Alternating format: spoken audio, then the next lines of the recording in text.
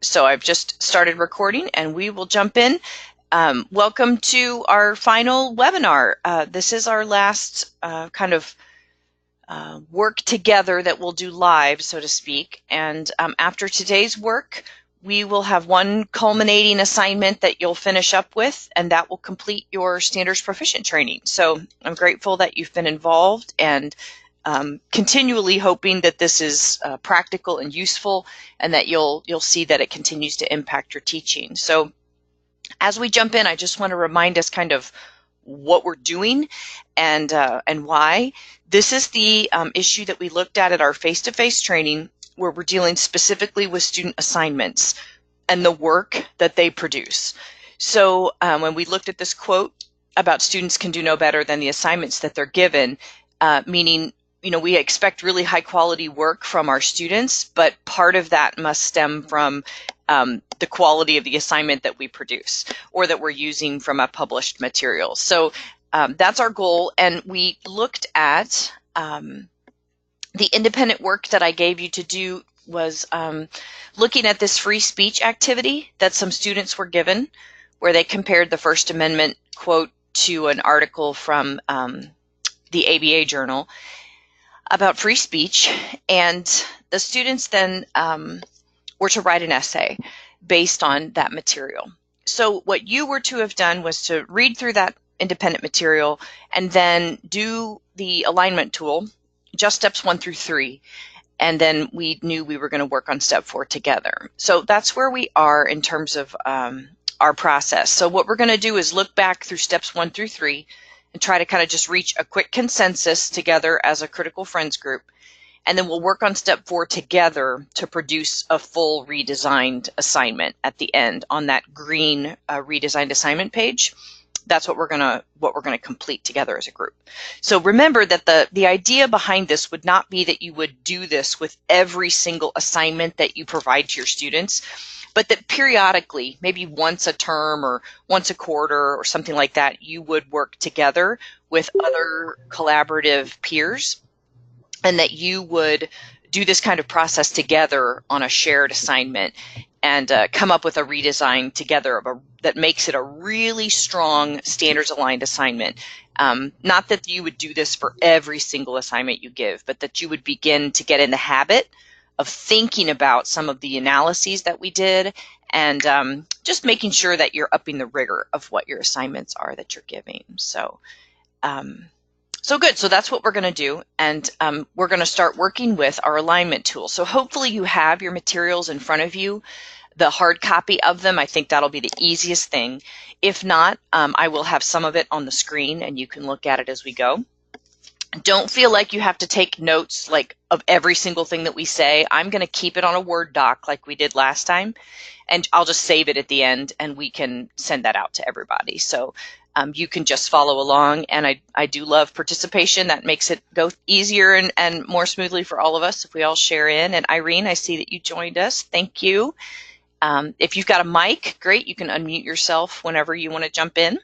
And otherwise, you can use the chat box. It's there too. So let's jump into the alignment tool. And I want to show you, as a reminder, when you first started the alignment tool, you will remember that you did not know a lot about this assignment. And that is typical, right? We don't give the lesson plan. We don't ask the teacher who designed the assignment to provide a lot of explanatory information. We simply just give the assignment and we look at it.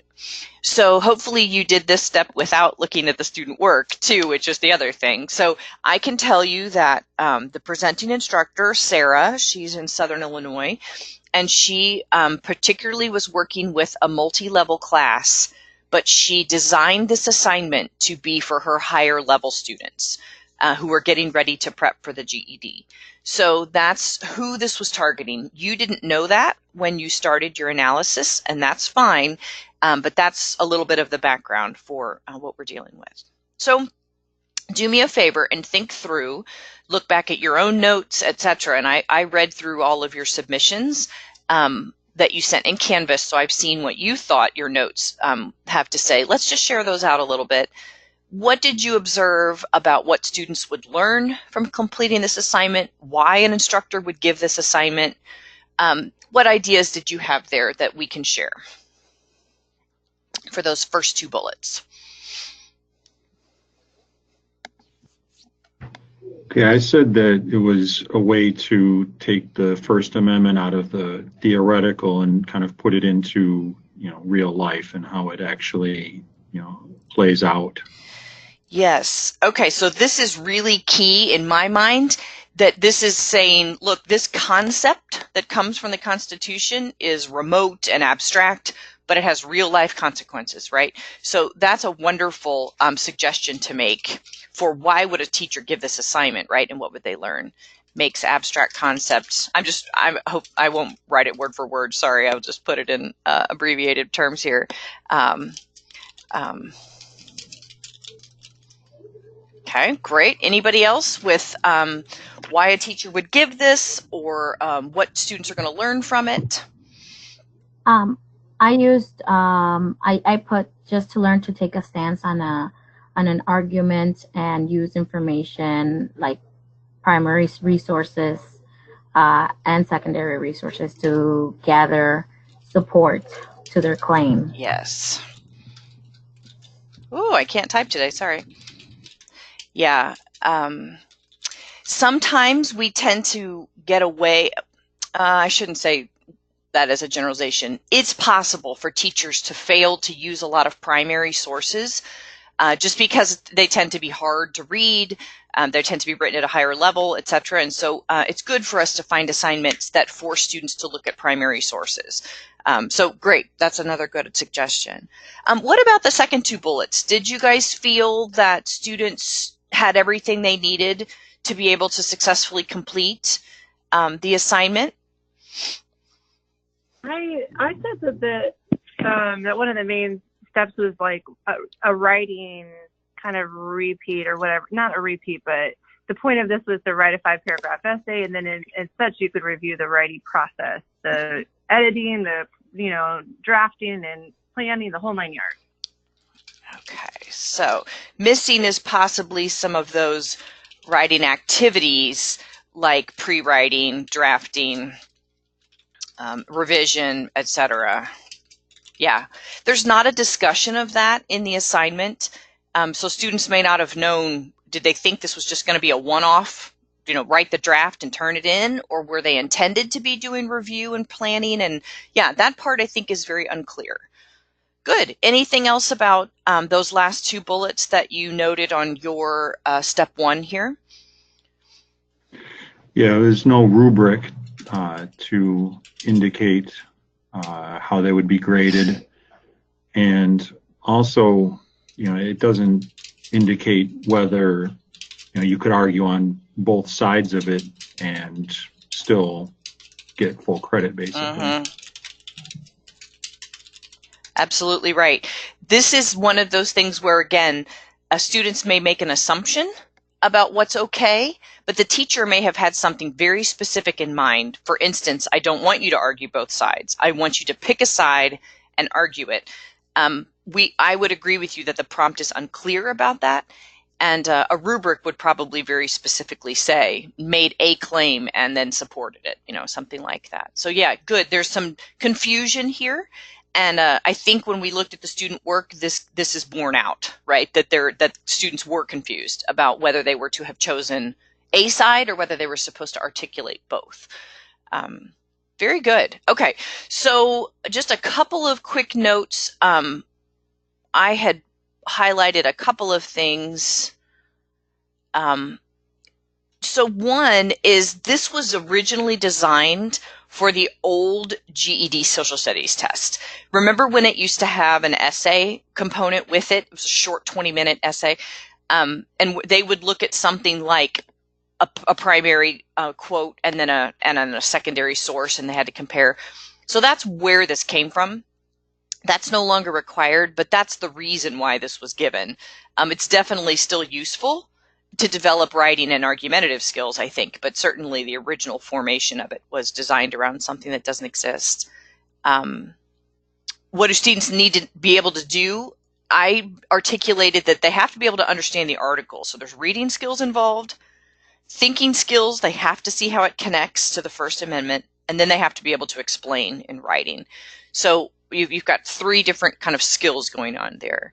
And then absolutely, you're right, we don't have enough guidance about length or specificity of the writing project, no scoring guidelines.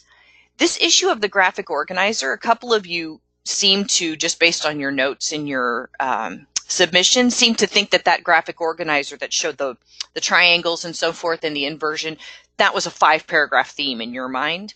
But none of the students did that, right? So we know that it wasn't clear if that is what was intended. Certainly, it's not clear enough to count as a scoring guideline. So that's something that is missing for sure. So great, you guys have got several of those ideas plus a couple new ones, which is a great start for us as we think about this. Wonderful. Okay, so let's move into step 2. And I want to look very particularly at the standards that we think are most closely aligned to this assignment. And it limits us to 4, because remember, we're just dealing with this, this one assignment, and we don't see the rest of the lesson plan. So we're just saying that assignment that's given on the back of the yellow page there, what are students being asked to do? What standards are they being asked to meet? So I'm going to show you a couple of these standards and tell you, based on some of your work that you guys submitted, this is some of the one that you guys showed. See if I can get it all in here. So this is one that several of you included, was something along the lines of CI2. Strong textual evidence needs to be cited to support analysis of the text. And several of you dealt with issues of explicit references and inferences. So this is one. The other issue we have to talk about before we go much further is you'll notice that I have standard at NRS level 5 here. You guys, your submissions ranged anywhere from NRS 4 all the way up through NRS 6. And I think we have good reason to have that doubt, right? Which is we don't know a lot about the text yet. So a couple of you said you tried the readable and you couldn't get results. I'll tell you what, readable gave me issues when I was trying to do this morning, so it might be having some technical issues, but I wanted to show you this. I ran it's from an ABA journal, which is online, so if you just Google the title of the article, it'll pull up the online. I copied and pasted it into readable, and here you'll see the readability levels. Flesch Kincaid is the one I tend to use most often because it's the simplest. Look at how high it is. That's a grade level. So this is a college level text. The Fry readability, which is another one that tends to be pretty common, puts it at 11th grade. But you'll notice that all of these overall are very high. So that may impact when we move forward with our standards, what level we put it at. So I'm curious, how many of you put your standards at, well, what standards level did you use? 4, 5, 6? Where did you put yours? I put mine in 5. Go ahead, Irene. Yeah. Okay. And Kristen, where'd you put yours? I put mine at 6, just because I felt like the standards themselves kind of aligned a little bit more clearly with some of the writing and the reading. So that was where I tended to do. I read through 4, 5, and 6 and kind of landed at 6. All right, great. And Dave, where did you put yours? I also had it at 6. Okay. All right, good. Definitely very high level. Yes. So one of the things that, well, I'll tell you what, that's an issue that can be debated. So let me show you what else you guys had put. This issue of primary and secondary, which Irene had mentioned at the beginning, a couple of people had mentioned that as a standard, that they're trying to get students to cite textual evidence that analyzes both primary and secondary, that was a target. And then we get into the writing targets here. Most of you put some version of TT1 to write an argument to support a claim with clear reasons, relevant evidence. 5 6, 4, 5, and 6, all those NRS levels of WTT1, they're all basically the same. They ask for a little bit of different depth in terms of the detail that's asked for in the A, B, C, D, and E. And then the other one that we saw, that I saw chosen several times, was something like the WL3, which has to do with producing clear and coherent writing. And the reason why many people choose this one is because of this issue of development and organization. Because that graphic organizer at the bottom of the page seems to indicate that she has a clear direction in mind for how she wants them to organize it, many people use this because it seems to show that the teacher wants the students to do something specific, and that's how she's going to measure them. So what I want you to do, though, is just be patient with me for 1 second, and let's talk about this issue of the different levels. So I want to show you why on the TT1, as I said, 4, 5, and 6 are almost identical. Here's why I chose 4. I specifically chose this one, and the reason for it is when you look at 5 and 6, at the top, above the A, B, C, D, and E, if you just look, 5 very specifically talks about using drafting, editing, and rewriting techniques. There is no discussion in this prompt or in this assignment that students have to pre-write, draft, edit, revise. We may assume the teacher wants that, but there's no mention of that anywhere. That's a giant assumption. The level 4 standard does not mention any of that. It just says write arguments to support your claims. So I go with the 4 because none of this is asked for, none of the other stuff that's in 5. So that's my reasoning, because the 5 standard is asking for much more than is being asked for in 4. So that's the way I go. Now here's the thing. You may think to yourself, well, wait a minute. I thought that text readability was really high, like over a level 6. What you read may be demanding a level that's pretty high for a reading skill, but what you're actually asking them to produce in terms of writing might not be at the same difficulty level, right? So that's the issue, is we may have higher level reading standards, but lower level writing standards in terms of what's being asked of the student. So if that makes sense, that's just a clarification of why it would be okay to have level 5 or 6 reading standards versus level 4 or 5 writing. Okay, so I'll leave that out there. If anybody wants to respond or make a comment, please feel free, but that explains the difference there.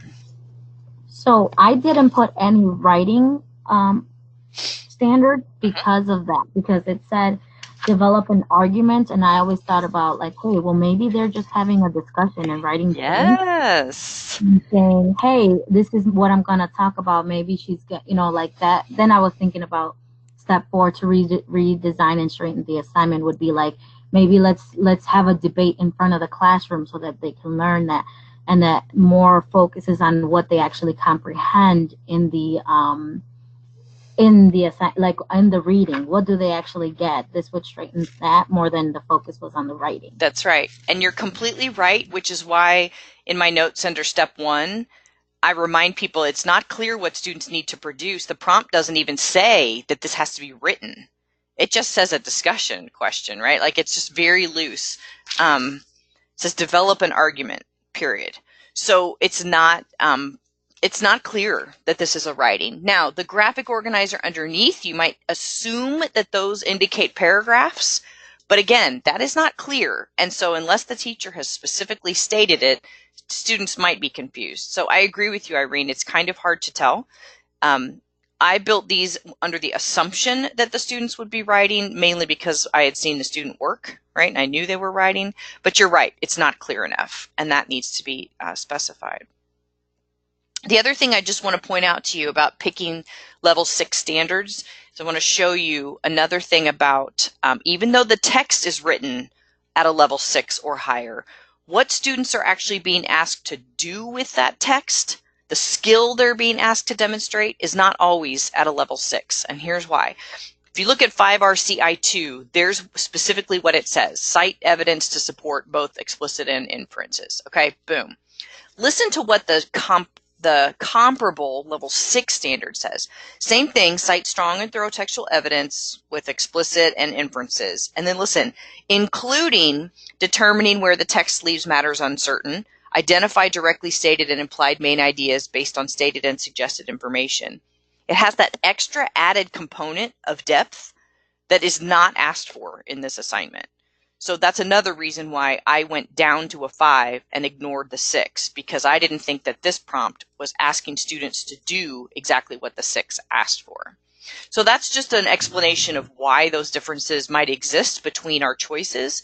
It doesn't necessarily mean I'm right, you're wrong. Let's not think about it that way. It's just be reminded that the standards are very specific and they deepen between the levels. And so sometimes a level 6 standard is asking students to do a very high skilled, high critical thinking skill. And when you go down a level, the demands are lessened.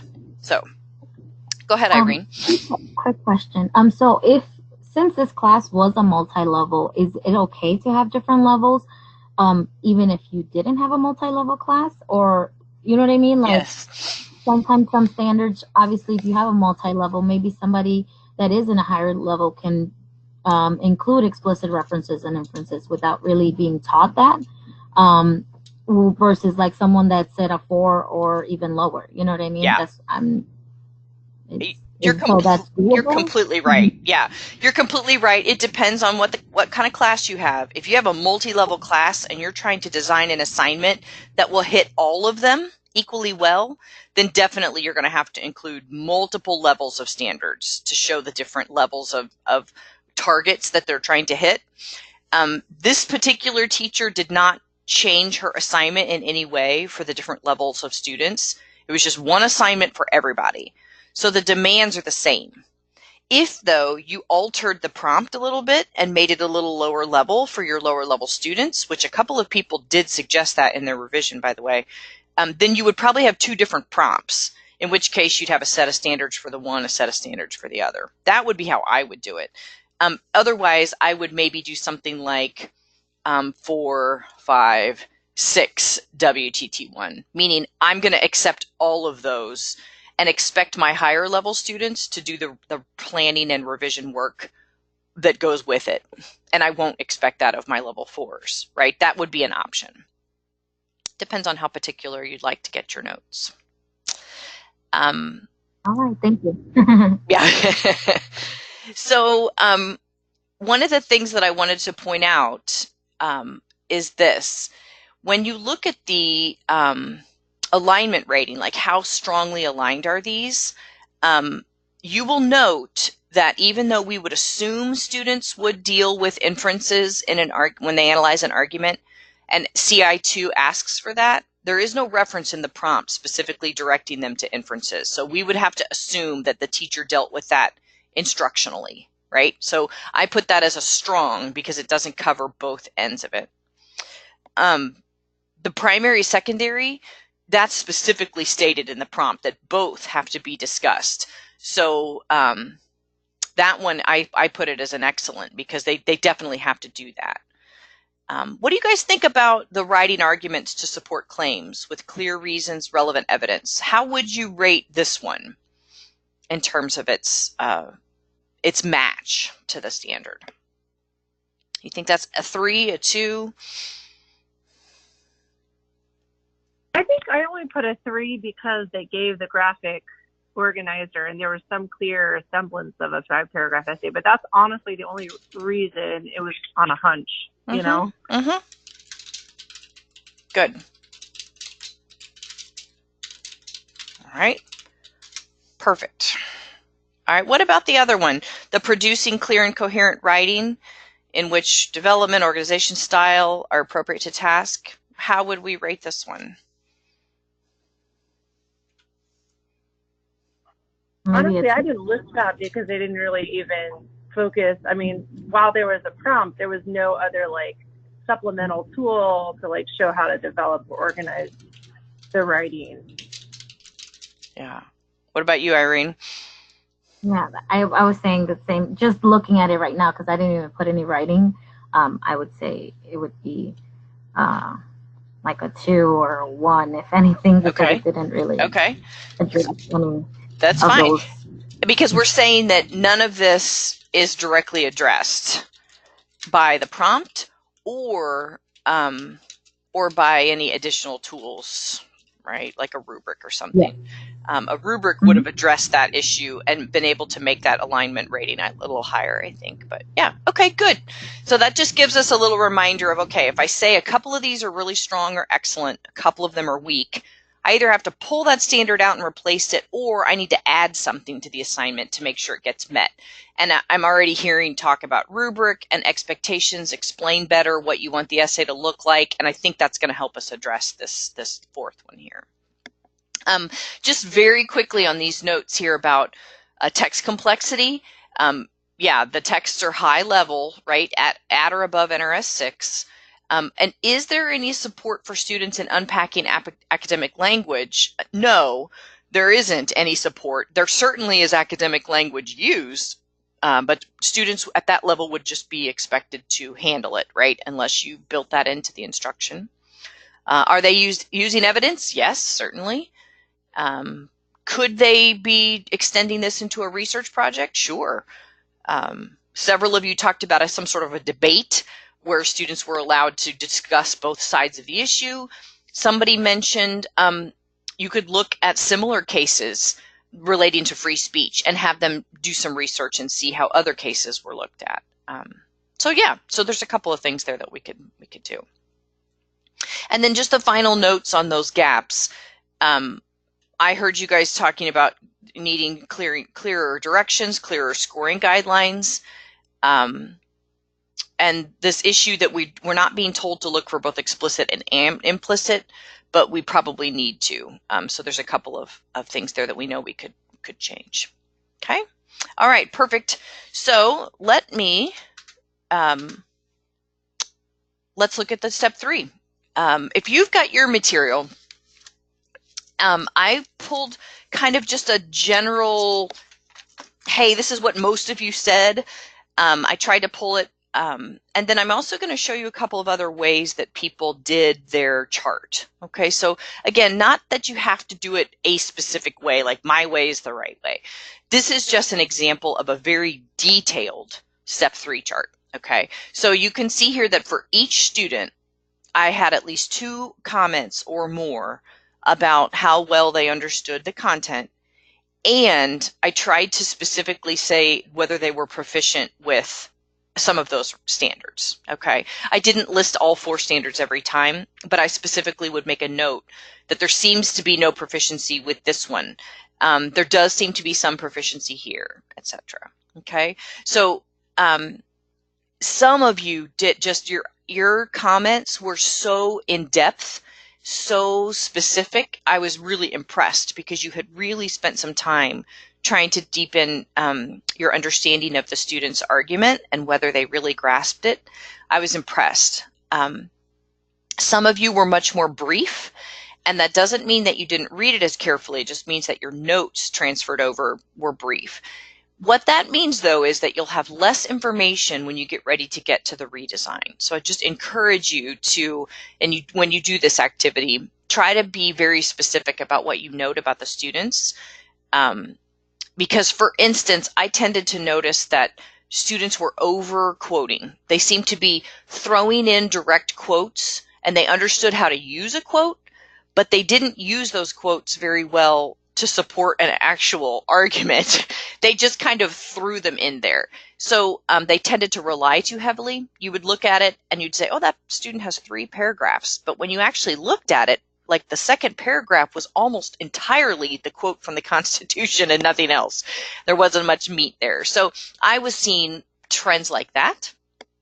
I did see some understanding of the issue. Students were showing some understanding of the issue of free speech and the difficulties it raises. Some students did not do a good job of producing a clear argument, though. They seemed to be confused. So this is what my notes look like as I read your submissions and I pulled your comments, right? I put them together like this. You would notice that some of the standards in column 2, I would say there's limited proficiency here. This standard was partially met. This one was not met, etc. Okay. Some of you notice my NA too, because I said there were no scoring guidelines provided. Here's another example of somebody's work. A little bit of a less of a discussion, little bit less of an analysis, brief, but still has a lot to say here. Right? You can see by these comments that they're still very effective, really drawing some good conclusions about the student work. There's just a little less to look at here, right? Analysis is underdeveloped argument, uses too much emotion, not well supported. You kind of start seeing some of these similar trends. And then here's another one. Again, I built this kind of based on some examples. You'll see that this one tends to be much more brief. There is no mention of specific standards and whether a student was proficient or not. Here, though, you can see they're still trying to say they didn't evaluate the arguments very well. They didn't evaluate very well. Here you see a lot of restatement, basic understanding, that sort of thing. Okay, so I just wanted you to see kind of a variety of comments and how that step 3 chart could look. Anybody with any kind of overall patterns that they saw in step 3 that you wrote on your chart, it would have been after the chart on the page that comes here, notes and observations on the patterns across the student work. What kinds of things were you noticing that you thought were very obvious, that were common problems among the students?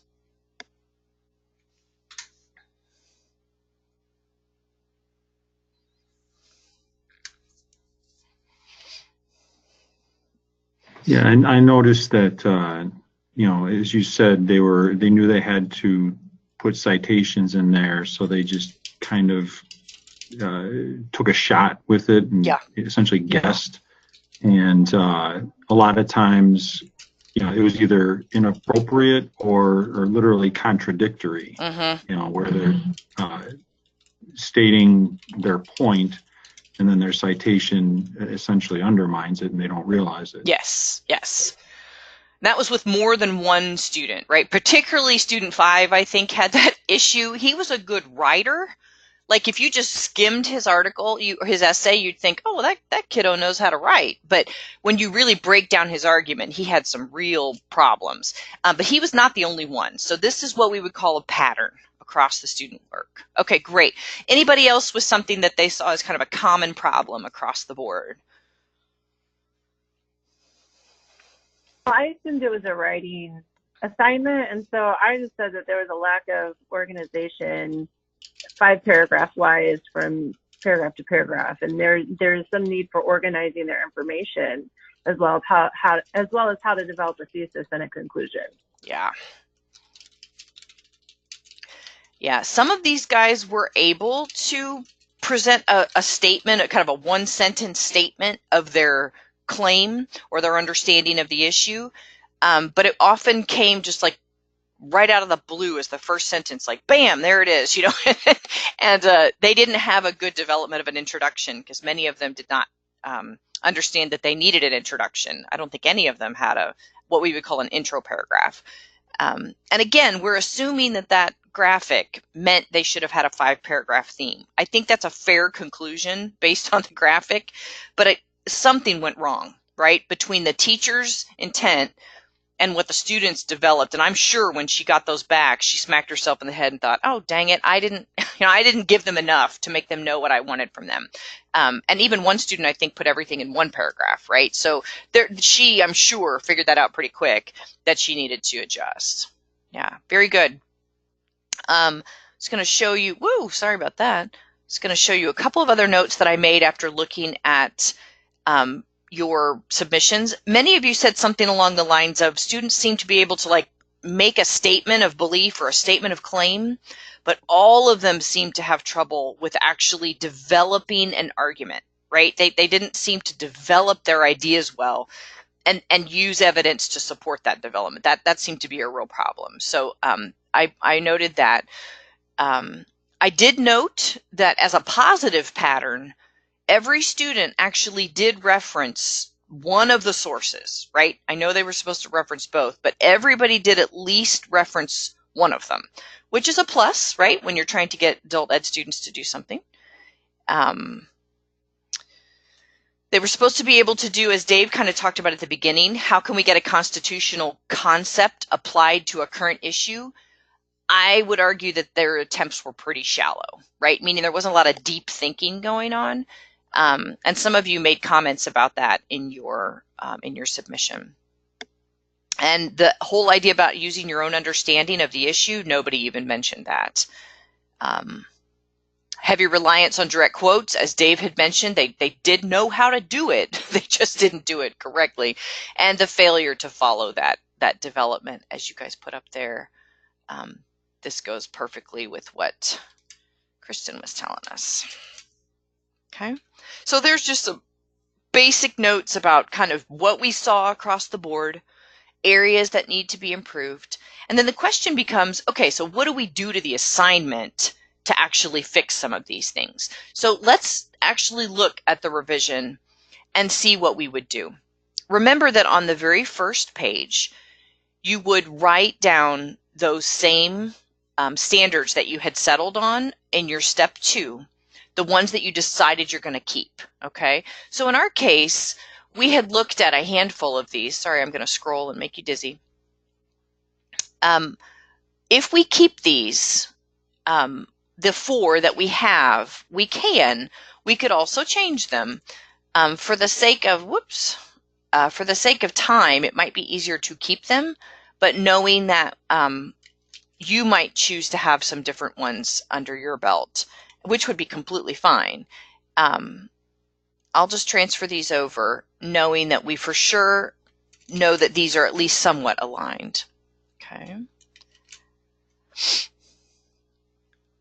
While I do this, I want you guys to be thinking, what kinds of changes do you think need to be made to this prompt to make it more tightly aligned? Okay, we want them to be using primary and secondary sources. We want them to be citing strong textual evidence. We want them to be writing an argument, and we want them to do it with clear and coherent writing. We want all of those things to be happening. So what should we do when we get ready to redesign? Revisions to the prompt, revisions to the directions, what would we have them do? So I'll take some suggestions from you and we'll see if we're all in agreement, okay? What do you think? Yeah, I think you would need to start with revising the prompt to make it more specifically clear. Do you want a discussion, or do you want the final outcome to be a 5-paragraph essay and be clear about it? Yeah. And I think we can, based on the fact that the teacher gave me copies of student work that look like essays, I assume that's what she was wanting. But clearly it needs to say 5-paragraph essay. What else do we want to add to or do to the assignment instructions, prompt directions, etc.? Anything?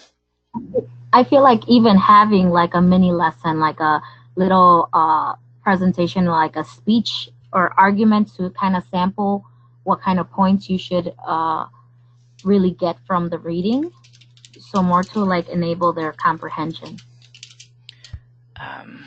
Even if it's not the main idea, like if it's not a main, like a speaking thing, like an argument, like a discussion, if it's the focus was a writing, then let's talk about it. So let's have a class discussion, let's have a mini debate, what your thoughts are, just so that people can kind of activate their thinking and they won't be lost, especially because this is a higher level.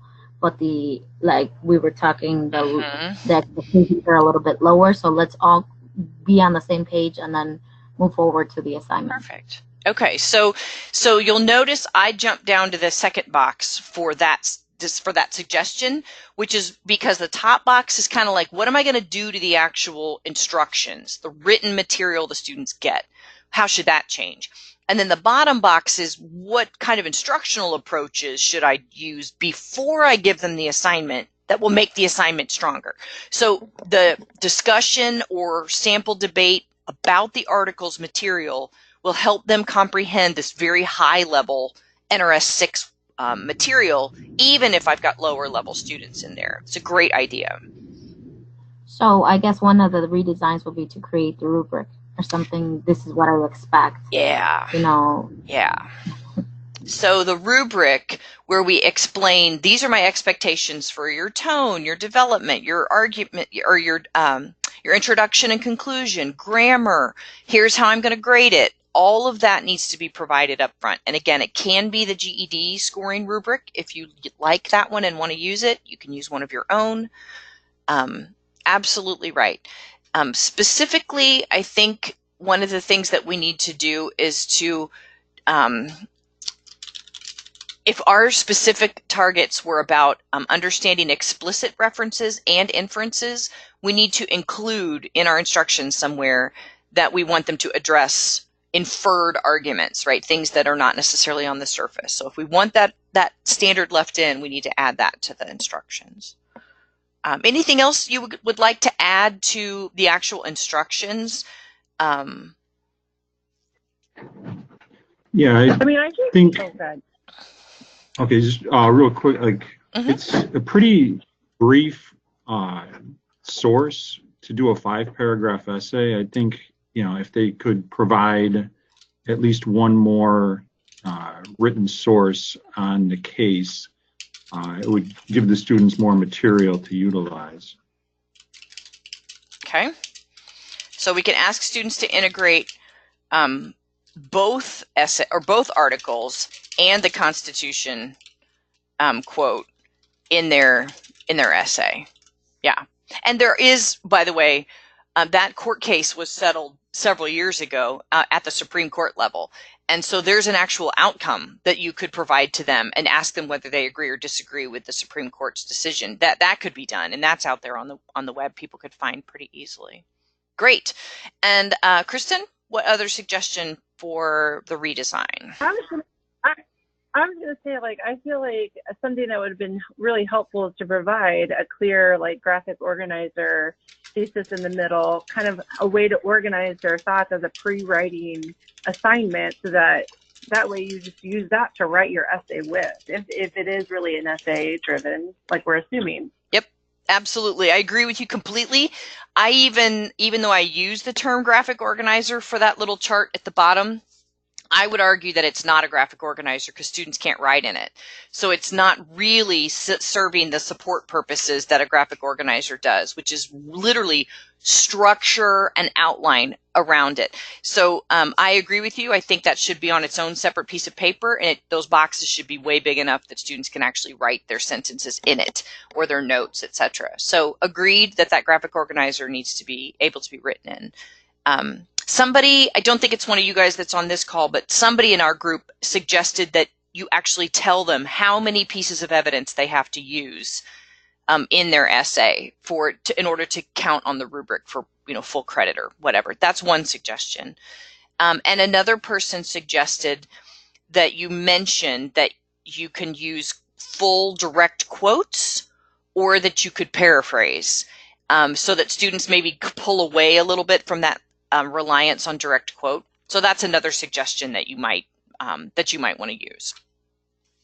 Any other instructional approaches other than have a discussion and or sample debate about the material in the article so we know they comprehend it?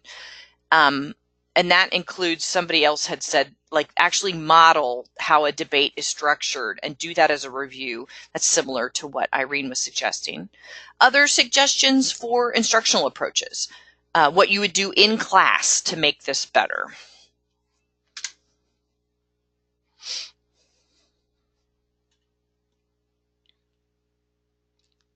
Anything else you would do before you give the assignment to students to strengthen their results?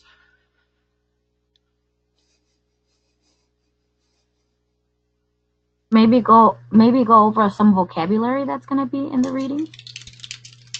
Okay. Yep.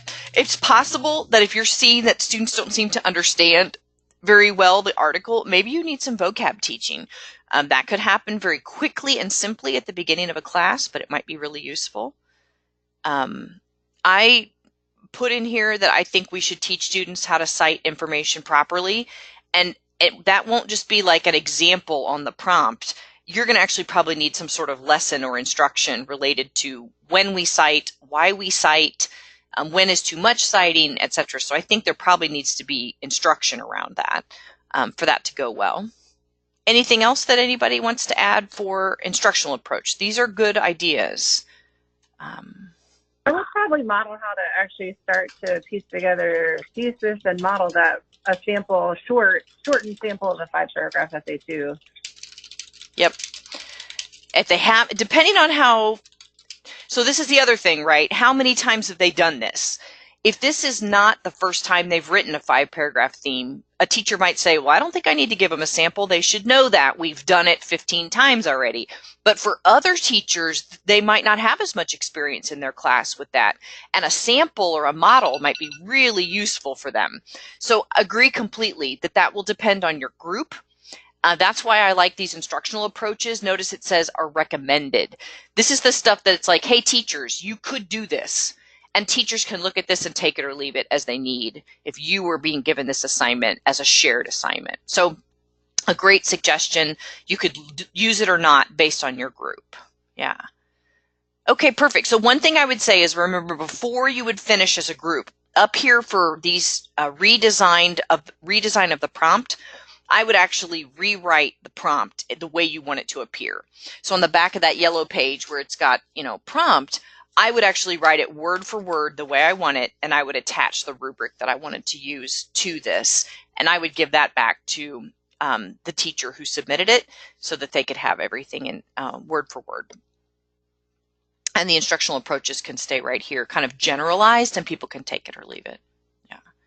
Okay, wonderful. So you guys have done this now twice. You've got the right idea about, we looked at the Constitutional Convention assignment that was really complicated during our face-to-face and had all those moving parts.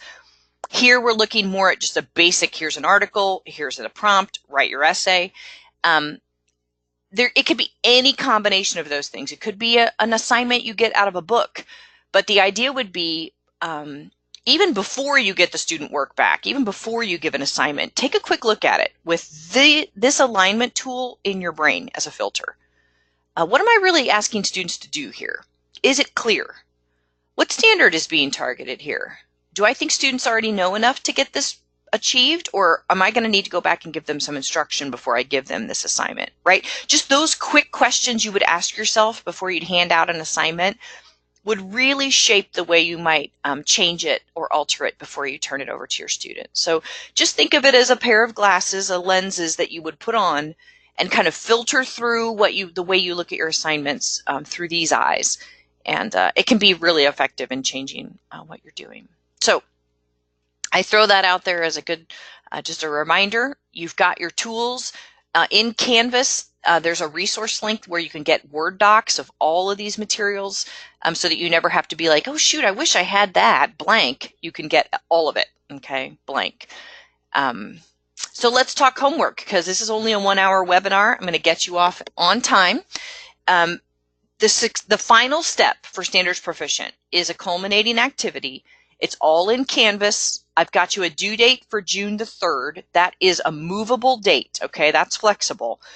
I don't want it to stretch out into your summer. If you'd like to get it done and be finished and all, off your desk, great. If you want to turn it in early, you can. If you want to turn it in late, just send me a quick email and I'll give you a new extension date, okay? Not a problem. What does this culminating assignment look like? This is all in Canvas, so it's all in there and you can print it or pull it up on your screen. What you're going to do is basically what we just did, but with something of your own, some authentic student work and a student assignment, okay? You're going to choose an authentic student assignment that either you created or it's a published material and you used it, okay? It does not have to be self-created. It can be published. I'm not talking about lesson plans or objectives. I just need the assignment that students were given. Notice here the italics, if you're not currently teaching an adult ed class, you can borrow and use an assignment from one of your colleagues. It doesn't have to be yours. We just want it to be authentic, meaning it's been used with adult ed students. I would ask you to collect samples of student work that were completed for that assignment. around 5 if you can get them. If you can only get 3 or 4, that's fine. This could be an assignment that you're giving to current students or that you gave this semester, or it could be old. As long as you've got the student work, that's fine. I will ask you to do the full alignment tool, steps 1 and 2, when you're just looking at the assignment, and then pull out the step 3 chart and look at the student work, and then do the step 4, the notes for the redesign, that which leads you to the completed redesigned assignment sheet, which is the green one.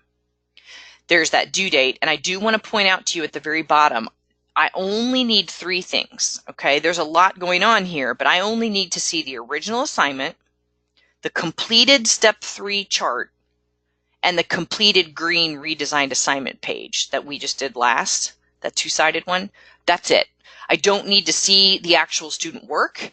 I don't need to see steps 1, 2, and 4. I don't need any of that. I just need those 3 things so that I can see what you did with your analysis and kind of follow along with your thinking. Okay, so that's the homework. If you're not currently teaching, you can go to a colleague and say, hey, I've got this assignment. Doesn't matter. As long as it's language arts, it's not math, you can use it. Okay, it doesn't have to be a writing assignment. It could be a worksheet that has questions to answer. It could be anything. As long as there's student work produced from it that can be analyzed. Okay. If for some reason you ask a colleague, you've looked at your old stuff, you can't find anything that's going to fit this bill, you email me, okay, and we'll chat. We won't panic. We'll figure it out, okay? The redesign, remember, is the page, the green page that looks like this, and you'll fill in the standards that you've settled on as your 4 chosen, and then you'll do the backside where we talk about the redesigned prompt or the redesigned instructions, and then the instructional approaches that you'll use in the classroom before. And those are things like, in the future, I would do this if I did this again, okay? So those are the 3 things that I'll need: the step 3 chart, the original assignment, and this page here. Okay, and all of that is explained out in Canvas, so you've got it. I do also want to point out that at the very back of, or bottom, I should say, of the Canvas course is a link that's called, it's a bit.ly link called LA Resources, and if you click that, it takes you to a Padlet, which is a page that shows you all the resources that we used in this course, all of them. And all of those Word documents that you might need, there's the science lesson, there's the academic word finder, there's the RFK speech. It's all in here, okay? There's some sample rubrics in here. So it's just a useful link, and it's there for you. It's in the Canvas course. You can access it anytime you want. We talked about specialist training at our face-to-face, so I just want to remind you that when you finish your culminating activity and submit it, you'll get your Standards Proficient credential from ICCB, and then the next step is Specialist. And if you choose to follow in the Specialist, that is an optional training. It's there. We would love it if you join us, but it's not just for language arts. There are several areas you can go for transitions. You can go for special learning needs. You have this material. This is what's on the pathway chart. Reminder that specialists tend to do more programmatic work. That's what the specialist training is. It's not as classroom specific, like around your lessons and your assignments. It's more, what resources should our program be using? How do I observe my peers in such a way that I'm watching for standards alignment? That kind of thing is what the specialist training is about. And if you have questions about it or you want to talk more, I would be happy to give you some extra info. On the PD portal at the Excellence in Adult Ed website is all the information related to the instructional staff professional pathways, and you can find out that you can move into all of these different areas. So it's there on the Excellence site, and we'd encourage you to go check it out. Your next steps are simply to complete your culminating activity in Canvas by June the 3rd, or let me know if you need longer. And then continue your standards training into specialist if you want to. What will happen is in the fall, I'll extend an email invitation to everyone who's eligible and say, hey, our language arts specialist is starting this date at this location. Are you interested? And you can decline, or you can accept, or you can say not now. But so watch your email for that invitation. at that point. You can also let me know, hey, I'm going to the transition specialist, or I'm going special learning needs and I won't need any of your info going forward, and I can take you off my list. Oh, that's the end. So that's it. So did we make our time? Oh yeah, it's 10:59. Look at that. Okay, so if you've got any questions at all, remember, trouble coming up with an assignment with student work, let me know right away. Just email me. I will help. But do give it a chance, an attempt at finding authentic assignment and student work that came out of your own program, and analyze that for your culminating. If you have trouble, though, let me know, and I will help. Okay? Can I ask one question? Yes, please. Does it need to be at the ABE level? I mean, I teach a level 4, which is not comparable to the NRS level, but I could ask a higher level potentially, which is more in line with AB, but I just was wondering. No, the level doesn't matter at all. As long as you can find standards in our binder somewhere between a grade level 0 to a grade level 12.9, that's totally fine. Because you just need to be finding standards that are appropriate for the level of that assignment. And if it's really low or it's really high, your standards will just move that way. But yeah, it can be at any level. Absolutely. Okay, cool. Thank you. Good. Any other questions from anybody about this while we've got you on the line? Okay. I don't see anybody turning green. So again, you guys can email me anytime. I'll be glad to give you answers to any questions. Otherwise, just that culminating piece, and you guys are all finished up. So it's been a real pleasure working with you. This is the last time we're going to talk actually live. So just wanted to say how much I enjoyed having each of you. It's been really good to work with you. So let me know if I can help you about this assignment, or in the future if you need something. I'm always here. So it's been a good time. So I wish you a good day and a good week and a good rest of your summer too. Thanks you so much. Thanks for everything. Absolutely. Good to talk to you guys again. Bye. All right. Bye.